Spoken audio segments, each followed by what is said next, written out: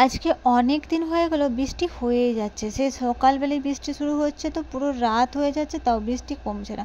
তাই অনেক দিন পর যখন হঠাৎ করে সকালে রোদ দিল তো কে রোদটাকে হাতছাড়া করবে বলো তো? সূর্যি মামা যখন দেখা দিয়ে দিয়েছে চলো চলে যাই মা মেয়ে ছাদে জামা কাপড় মেলতে। তো আমাদের তো জামা কাপড় মেলা হয়ে গেছে, কিন্তু হঠাৎ করে দেখলাম তামিল আন্টি এসেছে। তামিল আন্টি এসেছে মানে কুটুম্বুড়ির পার্টি।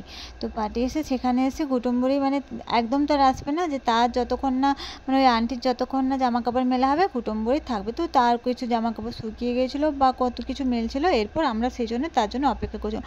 হঠাৎ করে দেখো কার সঙ্গে দেখা, হঠাৎ করে, হ্যাঁ তোমরা হয়তো তোমাদেরকে অনেক সময় বলেছে সাউথ ইন্ডিয়াতে অনেক ময়ূর থাকে, তো আমার বাড়ির ছাদে চলে আসবে আমি যেখানে থাকি সেটা আমি কখনোই কল্পনা করতে পারিনি যে হঠাৎ করে ময়ূরটা আমার বাড়ির ছাদে চলে আসবে। তো হঠাৎ করে যদি সকালবেলায় ঘুম থেকে ওঠার সাথে সাথে যদি একটা ময়ূর দেখতে পাই তো সেটা কার জন্য না ভালো হয়, তাই না? কিন্তু কুটুম্বরী অনেকটা দুষ্টু করছিল, বলছিল ময়ূরকে জানো ডাকছে কি বলে, এই তুমি আসো খাবে আসো, এভাবে বলছে। এই কথাগুলো তো কুটুম্বরী নতুন শিখেছে। তারপর দেখো এসেছি তো এসেছি, এরপর সারাদিনটা ওভাবে কাটার পর সন্ধ্যাবেলায় দেখছি একটা মানে একটা বিয়ে বাড়ি হচ্ছে তামিলদের। সত্যি রাজকীয় বিয়ে বাড়ি বলে না, এটাই হয়তো রাজকীয় বিয়ে বাড়ি। আমি তো প্রথমবার দেখলাম, তোমরা হয়তো দেখেছো কি না জানি না, যদি দেখে থাকো তাহলে কমেন্ট বক্সে একটা কমেন্ট করে দেবে।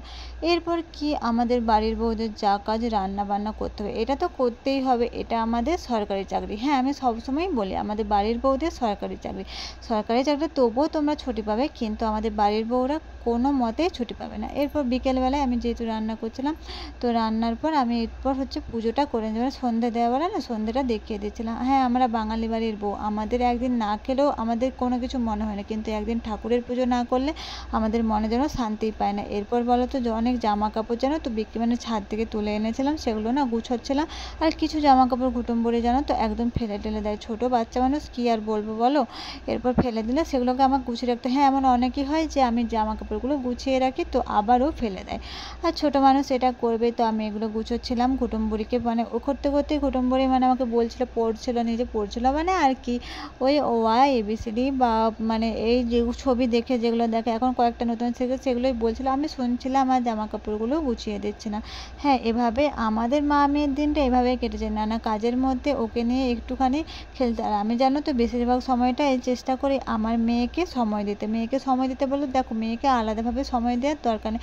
এই যেমন এটাই দেখো আমি জামা কাপড় গুছোচ্ছি আর সাথে সাথে কুটুম্বরির সঙ্গে অনেক গল্পও করছি, এটাই একরকমের সময় দেওয়া, তাই না? এরপর আর কি আমি চলে গিয়েছিলাম রান্নাঘরে, রান্না মানে আগেই তো তোমরা দেখলে আমার সবজিগুলো কাটা ছিল, তো এরপর আমি রান্নাটা করবো। রান্না করার আগে মানে গ্যাসটা তো হচ্ছে একটু পরিষ্কার করে নিচ্ছিলাম বা বাসনপত্রগুলো যেগুলো ছিল না নিচে সেগুলো একটু গুছিয়ে নিয়ে করছিলাম। হ্যাঁ তোমরা হয়তো ভাববে যে দিদিভাই কেন বাসনগুলো কেন ওখানে ফেলে রেখেছো, ফেলে আমি রাখিনি, আমি গুছিয়ে রেখেছিলাম। তোমাদের তো দুষ্ট কুটুম্বরে আছে ওই এসব ফেলে দেয়।